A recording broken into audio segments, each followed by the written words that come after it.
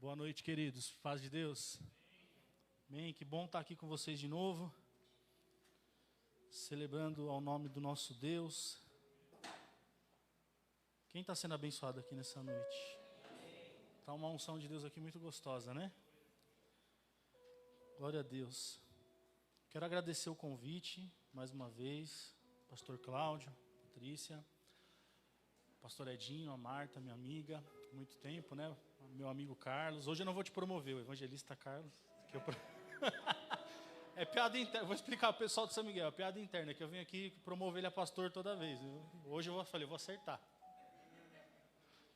Está comigo aqui, né, com os amados que vocês já conheceram aqui, minha mãe e o nosso diácono Geraldo. Fica de pé aí vocês, deixa eu honrar a vida deles. Outra coisa que eu tenho me atentado, irmão, eu vou pregar com um monte, as pessoas saem comigo e eu esqueço de apresentar, então hoje eu não esqueci. Minha mãe está ali, que sempre me acompanha, nosso querido Geraldo ali, que tem sempre nos servido na igreja, é uma bênção. Obrigado por vocês estarem aqui.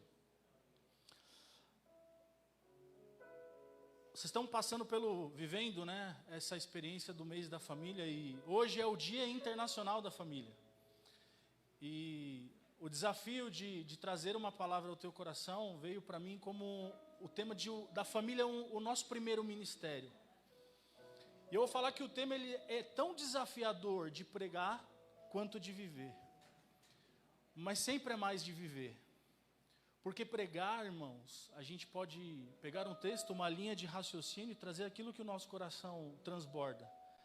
Mas viver aquilo que o Senhor nos propõe ou nos desafia é sempre algo mais difícil, algo mais complexo.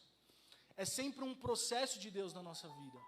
E eu creio que o que vocês estão vivendo e experimentando por esse mês são direcionamentos de Deus para que vocês vivam um processo particular com Deus nessa área familiar. Eu quero começar essa ministração fazendo algo profético. Eu queria que você fechasse seu olho nessa noite. E você pensasse na sua família antes de nós começarmos essa ministração. Eu quero te dizer que a família, ela é um projeto do coração de Deus. Eu vou repetir, a família é um projeto do coração de Deus. A sua família é um projeto do coração de Deus. E eu queria que você declarasse isso nessa noite. A minha família é um projeto do coração de Deus. Nasceu no coração de Deus. Não para fracassar, mas para prosperar. É isso que eu creio. Em nome de Jesus. E deixa eu te falar, quando a gente entende que família é projeto de Deus, não sei se você tem essa sensação de lembrar naquela família que aparece no comercial da Doriana. Ou talvez a família que aparece no comercial da Casa Própria. É bonita, vai, irmão. Ou então talvez na família da foto do Instagram. Eu tenho 2 filhos pequenos de 2 anos, e eles estão arteiros demais, minha mãe está aí, sabe. E às vezes essa semana a minha sogra estava conversando comigo e falando assim, eu estava andando com eles de mão dada, com os 2 na rua, e ela falou, nossa, que momento lindo, né? Ela falou assim, nossa, momento de Instagram, né? Eu falei, de Instagram, mas ninguém vê o que está por trás do Instagram. E às vezes quando a gente ouve, família é um projeto no coração de Deus, a gente acha que a família que está no coração de Deus é aquela família perfeita do comercial ou do Instagram. Mas não sabe o que essa família passa, a família real. A família que está no coração de Deus é a minha e é a sua, é a família real. Talvez eu e você, por algum momento, deixamos de acreditar que a minha e a sua família é o que estava no coração de Deus, porque tantas circunstâncias, ela talvez seja muito distante daquela família do comercial, ela seja muito distante daquela família do Instagram, talvez ela não seja o modelo que estava no coração de Deus. Mas por que nós acreditamos isso? Porque nós pintamos uma realidade que não existe. O mundo pinta uma realidade que não existe. Irmão, aqui alguém, pelo amor de Deus, alguém em algum momento na vida, não mente para mim, assistiu algum episódio de uma novela? Sim ou não? Como que é o café da manhã da família mais pobre, da novela? É isso que o mundo quer trazer. Quando o mundo quer construir uma imagem de perfeição, ele nos faz acreditar que a nossa imperfeição é algo que não está no coração de Deus. Quando na verdade a perfeição que o mundo constrói, o mundo nos traz, nos apresenta, é tão podre, tão sem propósito, tão sem sentido.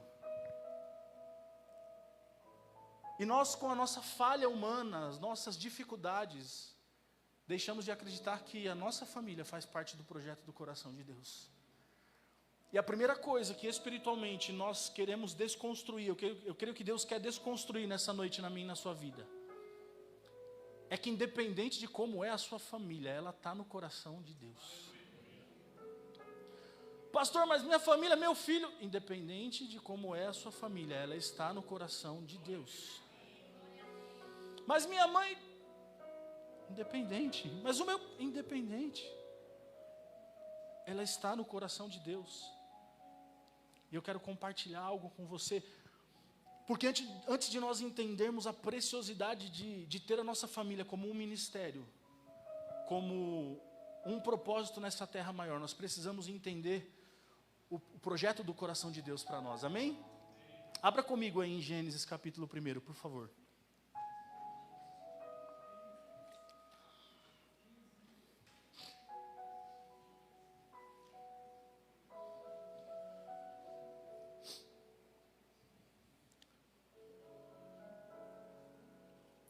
Versículo 26, Gênesis 1, versículo 26, diz assim: E disse Deus, façamos o homem à nossa imagem, conforme a nossa semelhança, e domine sobre ele os peixes do mar, e sobre as aves dos céus, e sobre o gado, e sobre toda a terra, e sobre todo réptil que se move sobre a terra. E criou Deus o homem à sua imagem, a imagem de Deus o criou, homem e mulher os criou. E Deus os abençoou e disse-lhes: frutificai e multiplicai-vos, e enchei a terra, e sujeitai-a, e dominai sobre os peixes do mar, e sobre as aves dos céus, e sobre todo o animal que se move sobre a terra. E disse Deus: eis que vos tenho dado toda a erva que se dê semente, que está sobre a face de toda a terra, e toda a árvore em que há fruto que dê semente, ser-vos-á para mantimento.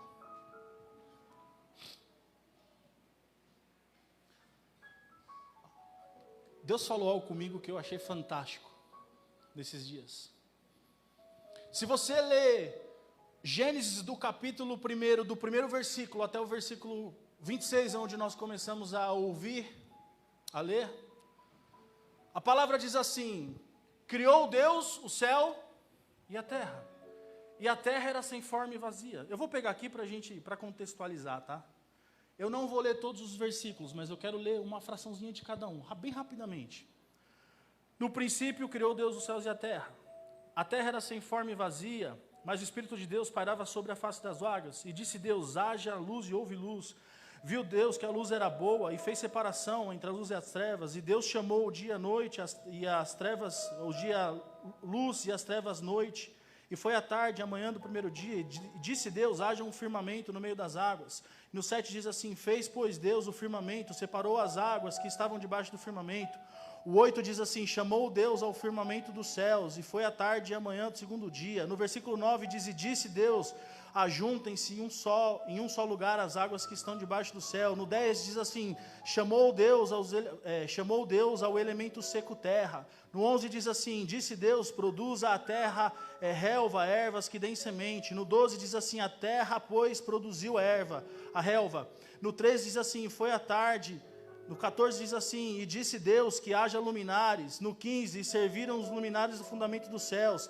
16, Deus, pois, fez 2 grandes luminares. No 17 diz: e Deus pôs o firmamento dos céus. No 18, para governar o dia e a noite. E viu Deus que isso era bom. No 19 diz assim: foi a tarde e a manhã do quarto dia. E disse Deus no 20: produzam as águas cardumes, E no 21 diz, criou, pois, Deus os monstros marinhos. No 22 diz, então Deus abençoou, dizendo, frutificai e multiplicai. No 23 diz assim, foi a tarde e a manhã do quinto dia. No 24, e disse Deus, produza a terra seres viventes. No 25 diz assim, Deus, pois, fez os animais selvagens segundo a sua espécie. Do primeiro ao 25º versículo, a palavra nos traz Deus agindo de forma individual. Deus faz todas as coisas, seja através da palavra ou através das suas mãos. Deus cria, Deus declara uma palavra. Mas quando o projeto maior de Deus, que é a família, que é o homem, vai ser concretizado, então parece que há uma pausa, há um intervalo na eternidade, e nesse intervalo Deus olha e fala assim, façamos o homem à nossa imagem. Entende, tudo que Deus criou, Ele criou sozinho, mas na hora que Ele criou a família, o homem e a mulher, houve uma pausa na eternidade, e Deus falou assim, façamos, ou seja, Ele não estava só. A palavra diz no começo, criou Deus os céus e a terra era sem forma e vazia, e o Espírito pairava sobre a face das águas, então o Espírito estava lá. E João vai dizer que no princípio era o verbo, e o verbo estava com Deus, e o verbo era Deus. Cristo estava lá. O que isso significa, irmão? Você vai entender mais para frente, tá? Segura aí, segura. Então a Trindade se manifesta em uma ação para criar o homem. E a palavra não diz só que criou o homem. A gente fala o termo homem, mas é o homem e a mulher. E especificamente aqui nós podemos trazer para o contexto familiar, porque ali nasceu a família. E olha que interessante, qual é a característica dessa família? Façamos o homem a nossa imagem e a nossa semelhança. Ou seja, nós somos criados à imagem de Deus. O que significa ser imagem de Deus? Significa refletir aquilo que Deus é. Quando você vê uma imagem sua, você está vendo quem? Você. Se você estiver vendo a minha imagem, você está vendo quem? Um rapaz bonito. Não é? A imagem, ela é o reflexo de Deus.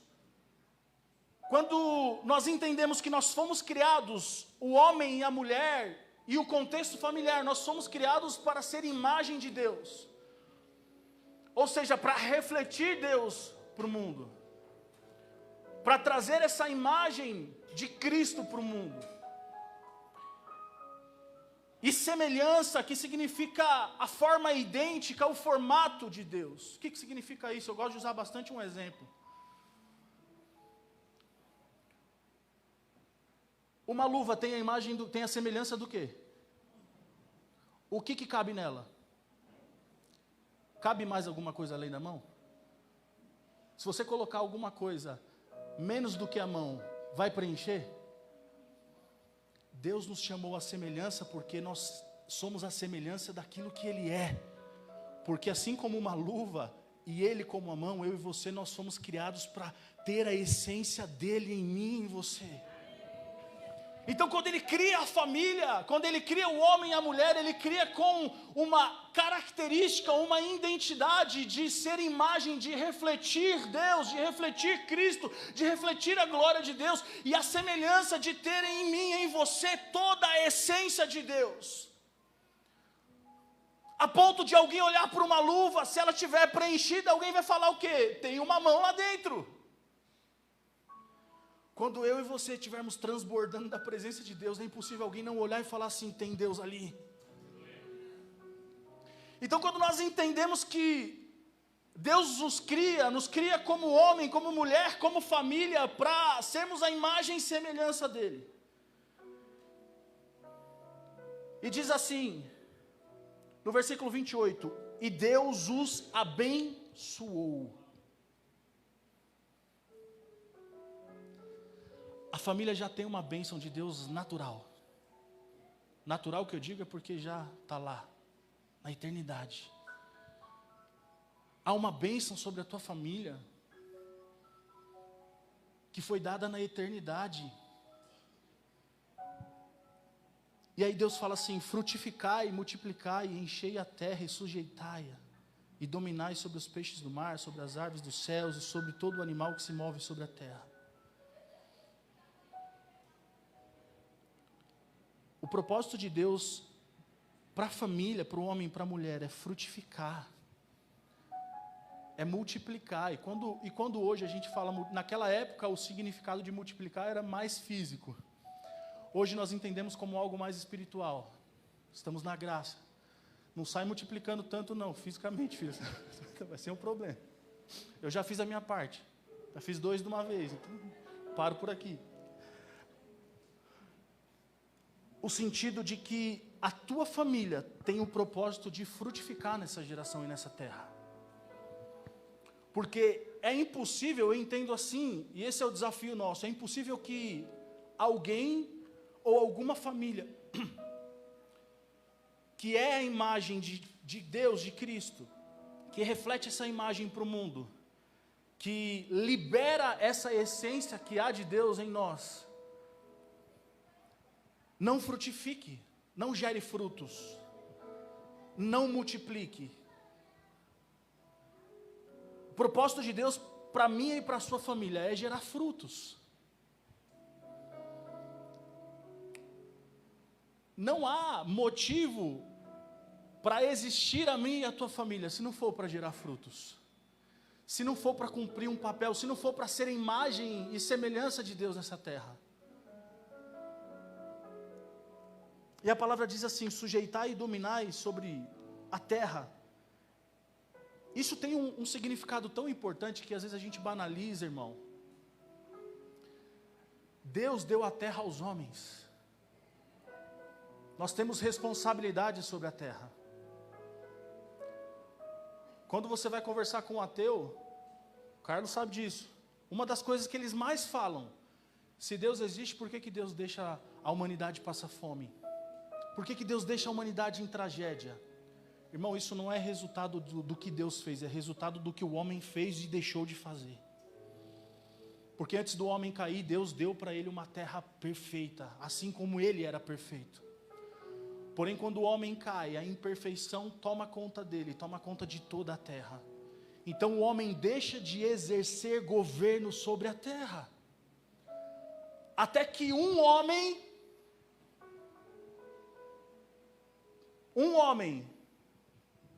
precisa entregar sua vida para que o governo de Deus seja manifesto nessa terra novamente, por mim e por você. Por um homem, o governo de Deus saiu, mas por outro homem, ele voltou para mim e para a tua vida. Deus chamou você e a tua família para governar nessa geração. Irmão, não estou falando, Deus te chamou para prosperar, para ser rico, tudo isso é muito bom e você pode alcançar. Nós tivemos um seminário ontem de gestão financeira, nós temos até agora uma estratégia para fazer 1 milhão, irmão. Não é fácil não. E estratégia de um profissional. Não é isso que eu estou falando, o que eu estou falando é governo. O que é governo? Governo é estabelecer reino de Deus aonde você estiver. Eu não ia falar isso não, e Deus tocou no meu coração agora. Isso é uma palavra pessoal, tá? Se não servir para você, ok. Mas Deus me deu uma revelação particular de 7 áreas da minha vida que eu preciso aprender a exercer governo. Eu não vou falar para você quais são elas, mas entre elas está a família. O que é exercer governo sobre a família? Não é escravizar minha mulher e meus filhos, não, irmão, não é isso. Mas é que o reino e a vontade de Deus se manifeste nela. É que haja governo dos céus nela. Irmão, é simples, a terra Deus nos deu. A responsabilidade da terra, a autoridade, melhor, a palavra melhor é a autoridade sobre a terra, está sobre mim, está sobre você. Estava sobre mim e sobre você no Éden antes do pecado. O coração de Deus era que você trouxesse o reino, governasse sobre essa terra. Até que o homem pecou, e aí então Jesus teve que deixar a sua glória e vir nessa terra como um homem. Um dos motivos pelo qual Jesus teve que vir como homem é que ele precisava retomar a autoridade dessa terra, e ele só poderia como homem. Por isso que ele diz, me foi dada toda a autoridade no céu, que ele já tinha e agora na terra. Portanto vão, vocês podem estabelecer o reino e o governo de Deus. Deus nos chamou como família para estabelecer o reino e o governo dele na terra. Há uma autoridade sobre você, irmão, de governo. Você precisa governar, eu preciso governar, a nossa família precisa governar. O que é governar? Trazer o reino. É gerar frutos aonde não tem. É gerar vida. Deixa eu te falar uma coisa. Há um poder de gerar vida em mim e em você. Quando Deus falou assim, ó, multipliquem e enchem a terra, isso é um poder de gerar. Precisamos gerar. Irmão, sabe por que às vezes a conta não fecha quando nós vamos falar de algo sobrenatural? Existem textos na Bíblia que falam assim, olha, o que vocês ligarem na terra, será ligado no céu. Ou na tradução mais original que eu gosto mais, terá sido ligado na terra. Sempre vai acontecer lá. Mas quando você ligar, já terá sido ligado lá, ou seja, já tem uma confirmação antes de você agir, mas você precisa agir. O que isso significa? Significa que às vezes a gente não estabelece governo, porque não usamos da autoridade de Deus na terra. Deus precisa agir na terra, e às vezes Ele não age porque Ele não tem a minha e a sua autorização. Ah, irmão, você está falando uma blasfêmia, Deus precisa de mim para agir? Precisa. Às vezes precisa, por isso nós intercedemos, por isso nós clamamos, por isso nós declaramos. Quer ver o governo, o reino de Deus? Declara o governo, o reino de Deus dentro da tua casa, dentro da tua família. Há um poder de criação em você. E é engraçado que o Espírito Santo ele tem uma função poderosíssima nesse contexto, nesse processo.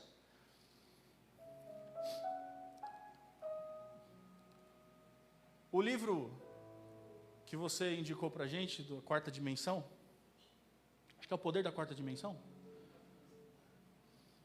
O pastor Ponho Chu, ele disse assim, que o Espírito Santo estava ali no começo da criação, pairando sobre as faces das águas, só esperando a ordem de Deus para ele agir. Cara, isso me abriu a mente de tal forma, que às vezes a gente vive isso, o Espírito está pairando sobre mim, só você só esperando uma ordem para agir. A autorização que é minha e que é sua nessa terra. Irmão, quem tem autorização na família? É eu, é você. Você tem autorização sobre a sua família. Você tem autoridade sobre a sua família. Então é você que precisa declarar e governar e trazer o reino de Deus sobre a sua casa, sobre a sua família.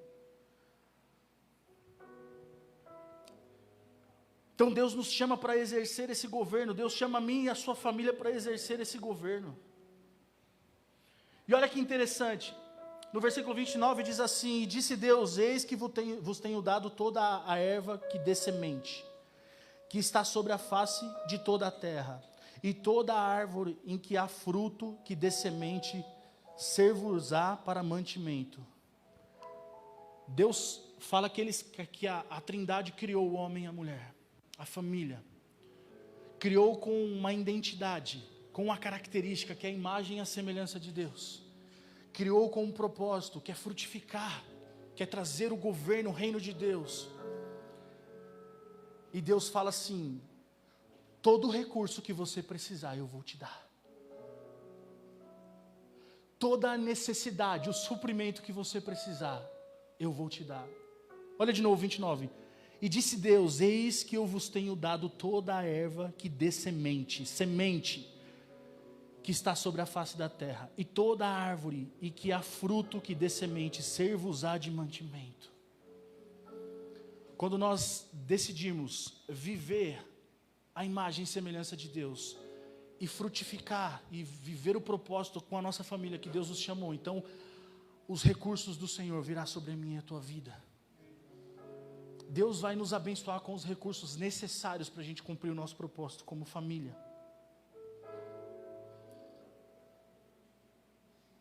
Por isso é importante nós entendermos que a família é o primeiro ministério. Porque foi o primeiro propósito que nasceu no coração de Deus para o homem. Entender que isso é mais importante que a igreja. Nossa, pastor, o que você está falando? Irmão, a igreja é o resultado de famílias, não o contrário. Se nós não entendermos isso, e a gente que é mais antigo na fé, por algum tempo a gente não entendeu isso.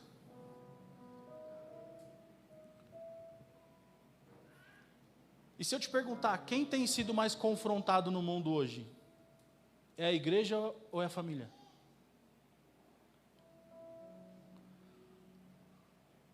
Porque quando se quebra a família, se quebra a igreja. A família é a base da igreja. E olha que curioso, 86 anos de uma igreja que sempre teve como base a família. A nossa igreja, ela tem uma característica familiar. Aonde você vai, existem famílias grandes estabelecidas.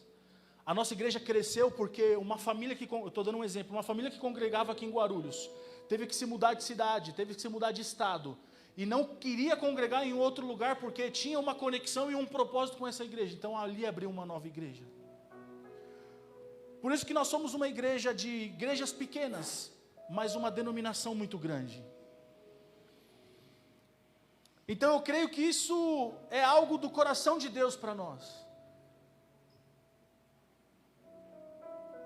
Precisamos entender que a família, ela é a base daquilo que queremos construir na igreja.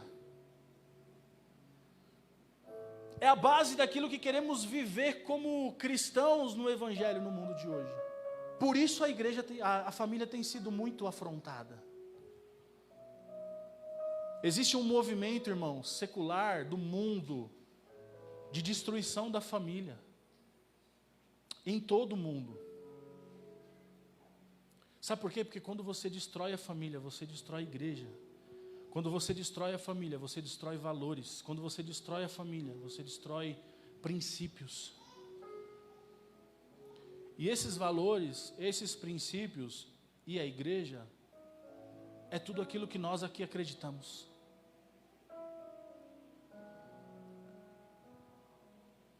E eu quero trazer algo que Deus colocou no meu coração como uma forma de eu e você cuidarmos mais do nosso maior ministério, que é a família. Entendendo isso que nós falamos aqui, a nossa característica em Deus, o propósito pelo qual Ele nos chamou como família. Deus colocou no meu coração algumas coisas e eu quero compartilhar com você. Eu sei que vocês têm recebido muitas palavras e vão receber ainda até o final desse tempo de vocês aqui, de propósito familiar, mas eu coloquei algumas coisas que o Senhor confrontou primeiro o meu coração e permitiu que eu compartilhasse com você hoje, para cuidar mais desse nosso primeiro ministério, para potencializar mais esse nosso primeiro ministério, para viver talvez coisas que nós não estamos vivendo com o nosso primeiro ministério e o nosso maior ministério. Primeira coisa, eu queria que você guardasse no seu coração. É necessário dar prioridade àquilo que é prioritário.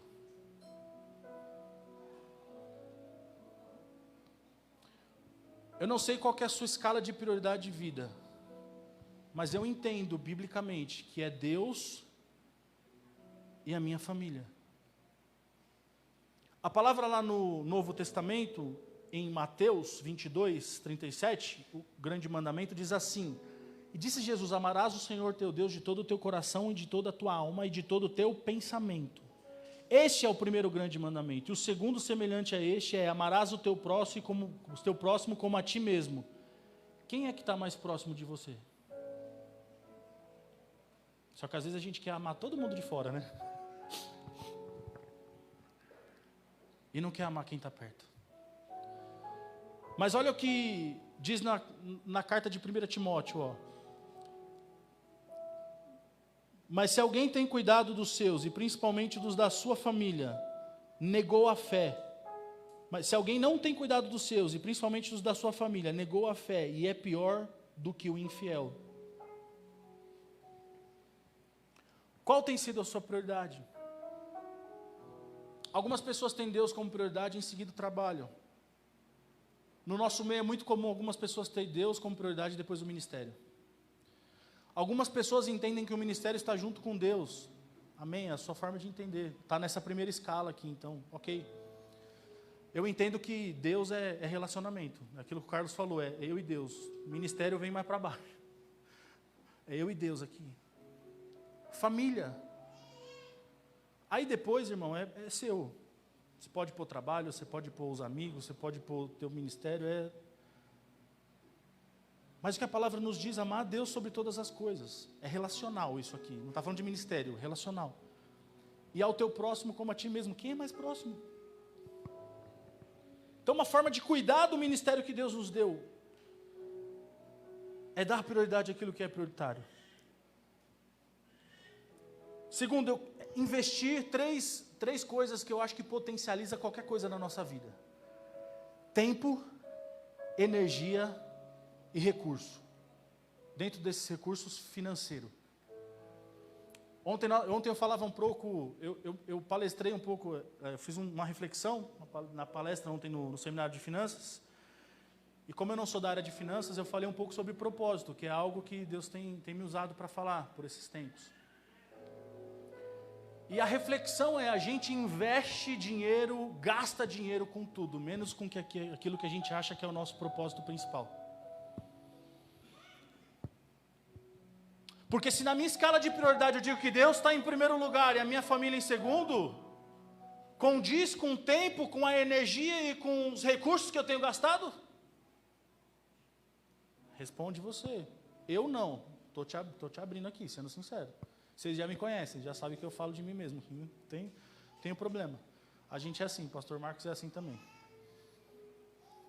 Porque a gente é confrontado primeiro. É óbvio que eu não invisto tempo, energia, dinheiro e outros recursos nas minhas prioridades de maneira correta. Isso é um desafio. E Deus tem nos chamado a essa atenção. Invista tempo, invista energia, invista recurso financeiro naquilo que é o seu propósito, no seu principal ministério, na sua família. Porque no final de tudo, sabe quem vai sobrar perto de você? A sua família. Meu pai foi pastor durante anos, meu pai foi bispo dessa denominação, meu pai serviu a igreja. Meu pai foi muito honrado quando ele morreu, porque nos dias anteriores, poucas pessoas passaram com ele. Quando morre, a pessoa sobe de um nível, né? Ela vira um pouquinho mais importante. O que eu quero dizer com isso? Há uma mágoa? De forma nenhuma, irmão. Não há uma mágoa, porque nós entendemos como que funciona a humanidade. O que eu quero te dizer é que o maior legado da tua vida vai ser deixado dentro da tua casa. Como eu acredito que o Ju vai ministrar aqui a próxima semana, a gente acredita que a gente quer que os nossos filhos cheguem mais longe do que a gente, muito mais longe. Mas para que esse legado seja real, a gente precisa investir na nossa família. Terceiro, aprofundar os relacionamentos. Quando eu falava isso, Deus me trouxe um insight muito interessante. Quando a gente fala aprofundar os relacionamentos familiares, uma família que tem 4 pessoas, eu vou tomar isso como exemplo, tá? Mas você pode encaixar dentro da sua realidade. É porque a minha tem 4, tem 2 pessoinhas, mas tem 4 pessoas. Às vezes a gente fala aprofundar os relacionamentos. Dentro disso eu preciso aprofundar o meu relacionamento com a Fabielle, minha esposa. Eu preciso aprofundar o meu relacionamento com o Lucas, que é meu filho mais velho. 1 minuto mais velho. Eu tenho que aprofundar a minha relação com o Rafael. E eu tenho que me aprofundar na minha relação coletiva com esse círculo familiar. Cara, dá trabalho, hein? Entende? Leva tempo, precisa de energia, precisa construir. E quando Deus nos dá essa direção, olha, você precisa aprofundar os seus relacionamentos. E aqui eu estou falando de família dentro de casa, tá? Óbvio que às vezes você vive com uma avó, com uma mãe. Minha mãe não vive comigo, mas está sempre em casa e a gente tem uma relação excelente, uma bênção. Então, entra minha mãe, minha sogra vive do lado. Estou trazendo um contexto mais da família pessoal, mas você entende o que é a sua família, tá? Aprofundar os relacionamentos individuais e coletivos. Às vezes, os relacionamentos individuais estão legais. Tipo, eu me dou bem com a Fabi, eu me dou bem com os 2 meninos. A Fabíola se dá bem com o Lucas só. Com o Rafael, ela tem um problema com o Rafael que está difícil, né? Estou dando um exemplo, tá, irmão? E, de repente, o coletivo, os meninos não têm problema, tem um problema comigo. Eu estou bem com eles, mas tem um problema. Entendeu como virou uma bagunça isso aí? Então, precisa ter o tempo individual, resolver os relacionamentos individuais e também o coletivo. Quarto, trazer Deus para o centro da sua família. Pode falar que essa me doeu mais. Mas você que é pastor, eu que sou pastor. Porque às vezes a gente está tão perto de Deus fora do nosso lar. Se eu te mostrar minha agenda, irmão, de pregação fora, de reunião, tá top. Mas e dentro da minha casa? Como eu tenho trazido a presença de Deus ali para dentro do meu lar? Isso Deus me cobrou nesse dia. Porque se a prioridade é Ele e minha família, então é Ele e minha família primeiro. Então, quanto tempo eu tenho dedicado para fazer o devocional, para conversar das coisas de Deus, para sentar à mesa e falar, olha, senti isso de Deus, para parar no meio do dia e orar para alguém dentro da minha casa. Entende, irmão? Uma das coisas para cuidar, e potencializar o ministério que nós temos, que é a nossa família, é trazer Deus para o centro dela, trazer a vontade de Deus, e já em seguida, cobrir espiritualmente. O que significa isso? Cobrir espiritualmente significa estar de prontidão espiritual para cobrir a sua família. Às vezes a gente acha que uma doençazinha, um negocinho, uma confusãozinha é algo humano. Porque ele é assim, porque ela é assim. E às vezes o diabo, agora eu vou ser bem caricato assim. Aí já viu aqueles desenhos do diabo que ele fica pertinho aqui, ó, do ouvido? Aí tem um anjinho aqui, tem um diabinho aqui. Ninguém desenhou aquilo lá por nada, à toa não, irmão. Pode ter certeza, isso é uma realidade. E às vezes a gente está gastando tanta energia com coisa tão besta, porque não estamos cobrindo a nossa família em oração. Não estamos exercendo o governo de Deus sobre a nossa casa.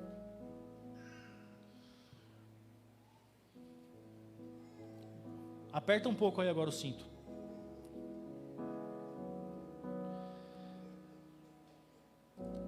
Estar disposto a amar. Queridos, amar é um sentimento?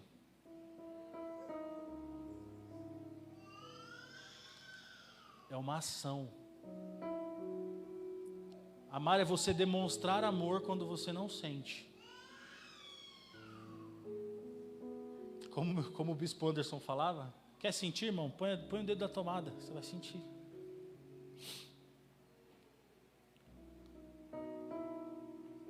Demonstrar amor. Qual o nível de amor que nós temos liberado sobre a nossa família? Sobre a nossa casa, sobre o nosso lar?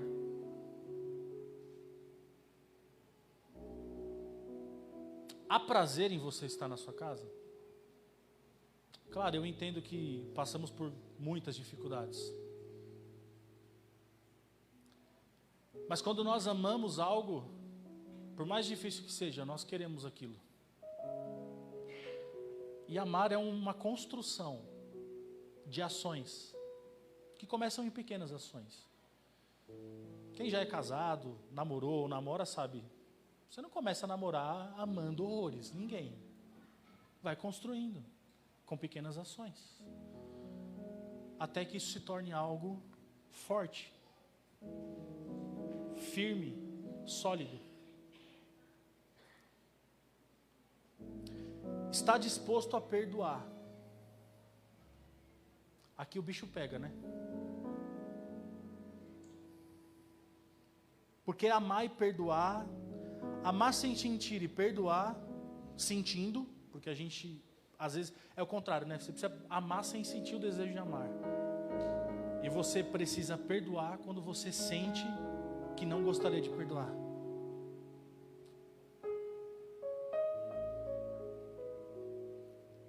Eu vou falar algo para você que eu aprendi e tem sido muito bom na minha vida. Creio que Deus trouxe isso sobre o meu coração. Sabe uma das formas de você perdoar alguém que vai te ajudar? Porque às vezes as pessoas até gostariam de perdoar, mas não conseguem. Pelo menos quando isso aconteceu comigo algumas vezes, funciona. Tem vezes que não funciona não, irmão, vou ser sincero. Que o negócio é mais difícil mesmo. Mas eu vou te dar uma dica, talvez sirva para a sua vida nessa noite. Se você precisa perdoar alguém, isso está travando a sua vida, a sua família. Faça algo por essa pessoa genuinamente. Faça algo de coração aberto. Esqueça o que você precisa perdoar, só faça algo por ela de coração aberto. Ou em alguns casos, essa pessoa vai fazer para você de coração aberto. E você receba de coração aberto. Isso vai tratar aquilo que existe dentro de você e que precisa ser perdoado. Porque isso é um princípio espiritual. Quando nós pecamos, nos arrependemos, nós nos achegamos a Deus com o nosso coração entregue. Às vezes você pediu perdão por algo que você nem queria pedir perdão. Mas se é sincero, o seu coração está entregue. E quando seu coração está entregue, então você começa a ser purificado. E já não há mais culpa sobre a sua vida. Se você precisa perdoar alguém para que a sua vida vá para frente, continue, sua família continue prosperando em tudo, faça algo por essa pessoa, ou permita que ela faça por você, se for esse o caso. E se ainda não resolveu o teu problema, irmão, continue orando e sendo sincero com Deus. A gente precisa ser sincero com Deus e não hipócrita. Não posso entrar na presença de Deus e falar assim: Deus, eu preciso perdoar o Carlos. Eu quero perdoar ele. Quero nada, Satanás. Estou querendo nada. Mentira, né? Mentiroso. Porque a gente tem a impressão de que se a gente for sincero com Deus, Deus vai olhar para a gente e julgar a gente. Como se Ele não estivesse vendo tudo que a gente faz. Mas a sinceridade gera a comoção, né, do coração de Deus. Coração contrito e quebrantado, esse Deus não despreza. Sinceridade. Está disposto a recomeçar e seguir em frente. Irmão, perdoar não é esquecer, amém? Por que não é esquecer? Porque ninguém tem amnésia aqui, tem? Tem uma palavra bíblica, tem uma falácia bíblica, Carlos. Não sei se você já viu essa, que fala que Deus lança o nosso pecado no mar do esquecimento. A palavra diz que Ele lança no mais profundo do mar. Não fala de esquecimento, porque Deus não tem amnésia. Você acha que Deus não lembrou o que eu fiz ontem? Perdoar não é esquecer. Perdoar é perdoar. Quando Ele perdoa o meu e o teu pecado, Ele não esquece que eu e você pecamos. Ele perdoa. E segue em frente. Página 2. Não adianta, irmão, perdoar, da próxima discussão familiar, você está lá de novo com aquilo lá. Você não perdoou, irmão. Você só esqueceu um pouco.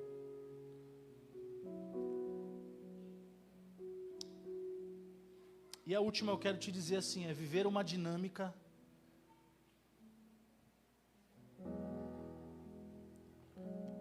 da Trindade na minha e na tua família. O que eu entendo quando Deus diz façamos o homem à nossa imagem, A Trindade participa desse momento da criação do homem, da mulher e da família. Eu entendo que Deus ali, Ele está revelando algo profundo que eu e você, nós precisamos ainda nos aprofundar muito nisso. Mas nós precisamos tomar como exemplo para a minha família e a sua família a relação da Trindade. Porque não foi à toa que a Trindade se manifestou para criar o homem, a mulher, a família. Eu acredito que Deus ali estava fazendo algo além do seu maior projeto, que era o homem, que era a família, que era o propósito principal, a nossa característica. Deus estava ali nos revelando que a família precisa ter alguns princípios que a Trindade tem. Por exemplo, viver o princípio de honra. O que o princípio de honra na Trindade? O Pai honra o Filho honra o Espírito honra o Pai honra o Espírito, o Filho honra o Espírito, um honra o outro. O que significa isso? Significa que o Espírito, quando está com Deus, fala assim: Ele é o Senhor Todo-Poderoso. Quando Cristo está lá, fala que Ele é meu Pai, que estás no céu, Todo-Poderoso. O Espírito Santo fala: Ele é o Filho que se entregou na cruz, que morreu. Deus fala assim: esse é o meu Filho amado, a quem eu tenho prazer. O que significa princípio de honra? Um honra o outro. Se nós entendermos isso na nossa família, o pai honrando a mãe, a esposa honrando o marido, o filho honrando os pais honrando o filho. Imagina como seria essa família, essa dinâmica. Uau, que coisa tremenda, né? Segundo, eles se movem na mesma direção, eles têm o mesmo propósito. Imagina você, seu marido, sua mulher, seu filho, seu pai, caminhando para a mesma direção, para o mesmo propósito. Pensa o potencial que não tem essa família. Sabe, viver o mesmo propósito. Agora, o que acontece muitas vezes com a gente é que cada um puxa para um lado. Cada um quer vir para uma direção que beneficia talvez a si próprio, dentro de um contexto que é coletivo e não individual. E a Trindade nos ensina, eles se movem juntos, na mesma direção. Deus criou a família para se mover na mesma direção. Uau! Eles exercem cada um o seu papel. Aperta o cinto aí, irmão, que eu vou falar. Exceto alguma família que não tenha uma figura de pai ou de mãe. Pai é pai, marido é marido, mãe é mãe, mulher é mulher e filho é filho. Tem família que o pai é uma mulher tendo um homem em casa. Tem família que o homem é uma mulher. E não estou falando isso por mal da mulher não, irmão. É porque às vezes tem homem frouxo dentro de casa. Homem que não entende o seu propósito espiritual e eterno de Deus. Tem muitas vezes mulher dentro de casa que quer assumir uma postura de homem, e sendo que tem alguém ali que está na sua posição de homem. Isso também não flui, irmãos, também não prospera. Deus colocou cada um no seu papel. Existem famílias aí que filho quer comandar a família inteira, irmão. Isso não é papel. Deus tem nos ensinado nessa noite que cada um precisa exercer o seu papel para viver tudo aquilo que o Senhor tem dentro de uma família. É fácil? Claro que não, irmão. Às vezes meus dois lá estão mandando em mim mais do que eu. Mas o entender o seu papel significa fluir junto. Alguém já viu um carro andando com 3 rodas? Sem volante já, né? Não, também não. Não, sem câmbio, uma marcha só, também não dá, né? Porque cada peça tem a sua função. Por que eu tenho 2 mãos, 2 pés e um nariz? Não sei também, mas Deus fez assim. É nada, o que eu quero dizer é o seguinte, que cada coisa no meu corpo, no seu corpo, tem uma função. Imagina se o meu pé quiser começar a ser mão. Vai dar ruim, né, irmão? Ainda mais eu meio gordinho assim, não vai dar certo, não. Imagina se a minha boca começar a querer sentir cheiro. Entende? Qual que é o seu papel dentro da sua família? À luz da palavra. Você tem exercido ele? A Trindade nos ensina isso, a dinâmica da Trindade. E terminando já, a Trindade, eles agem um pelo outro. Quando tem um propósito, um pelo outro. A família, nós temos que aprender isso, um pelo outro. Eu por você, você por mim. Mas isso começa dentro de casa. E lembra, você vai muitas vezes ser por alguém que não merece. Como você também não merece quando alguém vai ser por você. Mas isso é o que Deus nos ensina, que a Trindade nos ensina, de uma dinâmica que eu creio que Deus quer liberar sobre a nossa vida, a nossa família. Para concluir, eu já quero orar pela tua vida. Recapitulando, Deus nos chama como imagem e semelhança de Cristo, para frutificar, para nossa família frutificar e multiplicar nessa terra, exercer o governo e trazer o reino de Deus. E esse principal ministério, que é a nossa família, cuidado, bem nutrido, ele vai contribuir para 3 coisas que eu queria que você gravasse no teu coração. Para a transformação, primeiro, da própria família. Primeira transformação da própria família. Corpo transforma corpo. A palavra diz isso. O corpo, quando age juntamente, para crescimento do próprio corpo. Ou seja, quando nós vivemos isso, nós vamos ver a transformação no primeiro nível, na nossa casa, na nossa família. Segundo, aí o próximo estende um pouco mais. Aí o próximo começa a ser o nosso convívio social, que é a nossa igreja, que é o nosso trabalho, que é os nossos amigos. Aqueles que estão ao nosso redor, que vão ser beneficiados, que vão ser refletidos nele e aquilo que nós estamos vivendo como família. E terceiro, o mundo, a quem não é tão próximo, mas que vai receber também aquilo que a nossa família tem. Deus chama uma família, para que através daquela família, todas as outras famílias da terra fossem abençoadas e fossem tocadas. E através daquela família, nasce uma nação. E daquela nação, vem dos céus, nasce Yeshua, nasce Cristo, que vem morrer pela mim e pela sua vida e restabelecer o reino de Deus sobre mim e sobre você e sobre as nossas famílias. Para que a glória de Deus brilhe na minha e na tua casa. E a gente viva uma transformação pessoal, familiar, no nosso âmbito pessoal, social e também aonde nós estivermos no mundo. Amém?